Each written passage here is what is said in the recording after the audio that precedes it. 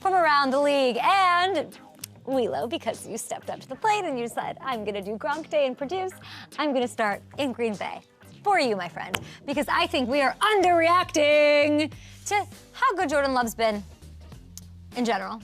But just as, like, this is his first year as a starter. We're talking about that, and I know the 8-8 record isn't blowing anybody away, but when you look at what he's accomplished and how, the capital, how he's gotten, the Packers to within a playoff appearance, a win of a playoff appearance, striking distance, it's incredible. Let's take a look here. He's third in the NFL. Third in the NFL with 30 touchdown passes. Wheelo, did you think that would be true? I didn't think that would be true. I thought over 4,000 yards, but TD passes? Top no way. five, trailing only Dak and Brock Purdy. He is more than Mahomes and Josh Allen. Holla! That prospect, that's insane. What would we say about this in August? I wouldn't think that that's true. And then, of course, I say this every day, he doesn't have his guys out there. There's a lot of made about he doesn't have anybody to throw to on other teams. He doesn't have any receivers. I'm not saying who they say that about, but they say it a lot of different quarterbacks. He's got to get him some weapons. Okay, well, he hasn't had a healthy Christian Watson, his big guy, and he hasn't had Aaron Jones, the guy, for half the year. And all he's done with this young, untested group is become more and more impressive as it unfolds. Everyone else on this list is throwing to proven stars. Don't get me wrong. I love Jayden Reed. Green Bay's got a lot of young talent. Jordan Love has had a rotating cast of characters, and he continues to deal and deliver. And I'm not trying to make any statements here. There's still a bit of a way to go here, but there are some eerie similarities. Let's do this, okay? I added the but. I did the pregnant pause. Okay, here is his season up against Aaron Rodgers' first year as a starter in Green Bay. We're going to keep it football with Aaron Rodgers. The numbers are all right there, including, I don't know, that passer rating looks pretty even-steven. Pretty even Stevens. 98.3. Again, I'm not saying he's Aaron Rodgers. I'm not saying he's going to be Aaron Rodgers. I just want to put into perspective that this is not a success. This is an overwhelming, resounding year one for Jordan Love and what that era is. And of course, Packers fans, you want to win over the Bears. And this season's going to leave a very different taste in your mouth if that does not happen. And they are looking good, those Chicago Bears. But either way, the future's looking bright in Green Bay. And that's what Love has sort of shown us so far this season. Just wanted to give a little extra to our boy, even though we gave him love yesterday. So I feel like this is gratuitous for you, Eric. It's fine. You and your bowl of eggs. You and I are just vibing right now. At Up and Adam Show with your thoughts, guys. I'm going to tell everybody, we're underreacting to how good of a partner FanDuel is, because I got on a marketing call the other day and I said, can we just give more stuff away? How can we just give more stuff away? And we're going to do it. And we're going to do it this week. And we might even do it on a day that rhymes with Schmur's Day, which would be, I don't know if I can say that, but I'm going to say that. I don't know, I can't tell you what we're giving away or how we're doing it. It's National Trivia Day tomorrow. We just looked it up. So we're going to do a little bit of that for your nice Schmur's Day stuff.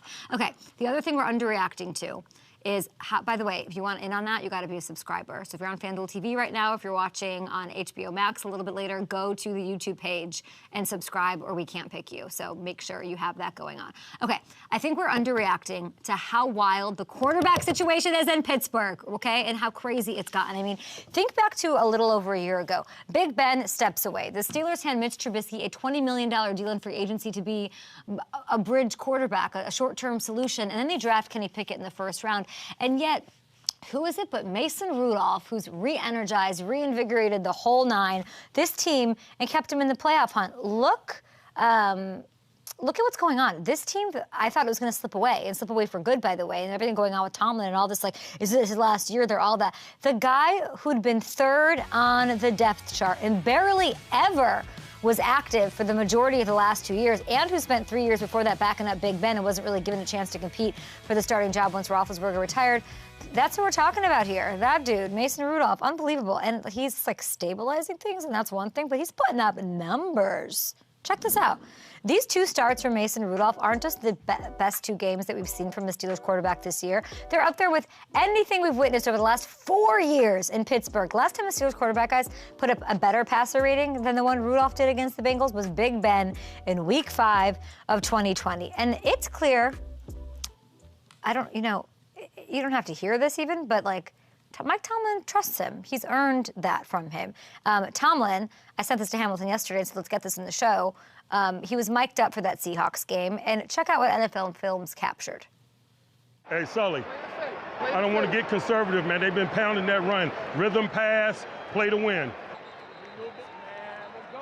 Ah, damn it, GP. Just get ready to make another damn play. Get us out of here. Talk to two. We ain't gonna get conservative and scared. Rhythm pass, play to win. At the 2-minute warning, wants to throw it, and he does, and Pickens has it. First down, 30, throwing the ball where you probably bet $150,000 that they'd run it. Routinely. In honor of Will Ferrell, they went right in the jugular.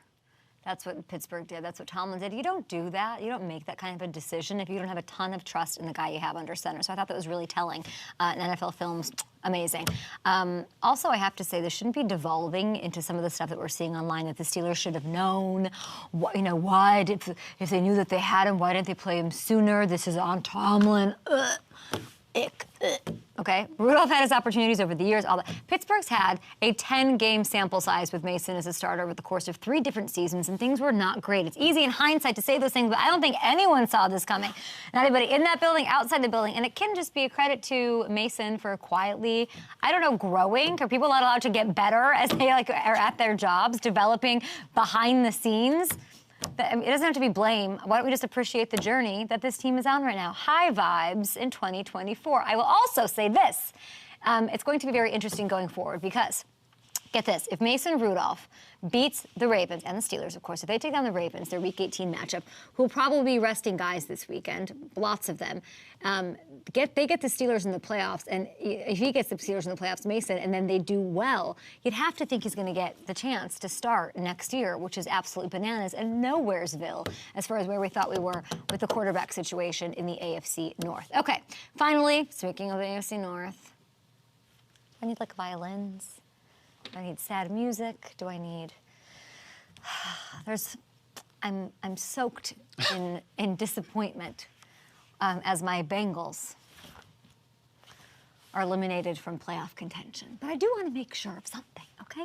I want to make sure Bengals fans aren't underreacting to the positives to come out this year. And I'm not trying to make it all easy, but if I were to tell you going into the year that the Bengals were going to start 1-3, get 3 fully healthy weeks, 3 weeks out of Burrow, and would still be in the mix for a playoff spot in this AFC in Week 17, I don't think many people would have believed me. I was one of the, who's your backup? Y'all don't have a backup. Do bet.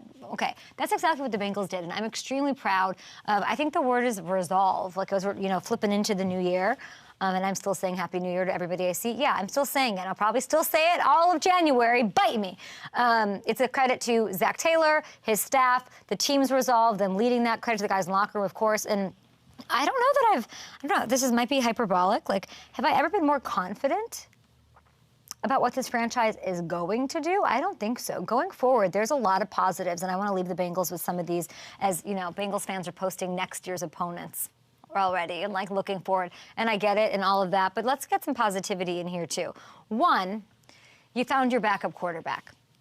Jake Browning beat 3 teams in playoff contention after stepping in for Burrow. He proved he can keep this ship afloat if Joe isn't 100%. You have maybe one of the best backups in the entire National Football League, and you cannot underestimate the significance of that when it comes to the quarterback spot. 2, I wrote these down now, I forgot. The Bengals are likely going to have a top 16 pick and nearly $70 million, is that right?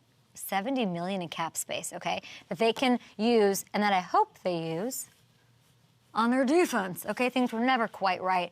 I tried following, okay, maybe we can do it without Jesse Bates and Von Bell, fine. Cincy, they got to fix things on defense. They need some pieces here. And they're going to have to make decisions with Jonah Williams. Ooh. T. Higgins, please don't go, baby, please don't go. Burrow's contract isn't fully kicking in until 2025, so I say push all of those $70 million of chips into the table and go all in next year. I've never felt more confident. And the goal in Cincinnati has not changed, right? This isn't about playoff appearances or whatever. It's about winning the Super Bowl. They got there and lost, wanted to get back there. They need to stay healthy. They need to go all in. And the way that the season ended sets the Bengals up for some good stuff. When Burrow is back next year, they fix some things on defense, and it's great. Listen, This is what the radar looks like. And this isn't, we're not, and Bengals fans everywhere are putting up who they're playing next year. These are all the tweets I'm seeing from the Bengals after the loss. The Bengals finished last place in the loaded AFC North, so they get the nicest, cutest, cuddliest, fuzziest, coziest schedule in the division next year. They play the Panthers. Are we talking about the Panthers with Gronk? Oh. Hey. They'll play the Patriots, speaking of Gronk. They would have been the Aaron Rodgers Jets. They'd play them if they'd finished ahead of Pittsburgh, and now they play the Titans instead for Hamilton. So with how tight this division race will probably be again next year, getting those 3 games, while the rest of the division has to play juggernauts the whole time, that's going to make the difference. And I don't mean to throw like a stray at the Browns, but you can't tell me that Browns schedule didn't benefit the Browns in getting stuff going, facing adversity, dealing with the strife that they had at the quarterback spot throughout the a nice schedule. It's pretty helpful. So there you have it. A little positivity for Bengals fans as we go into the offseason.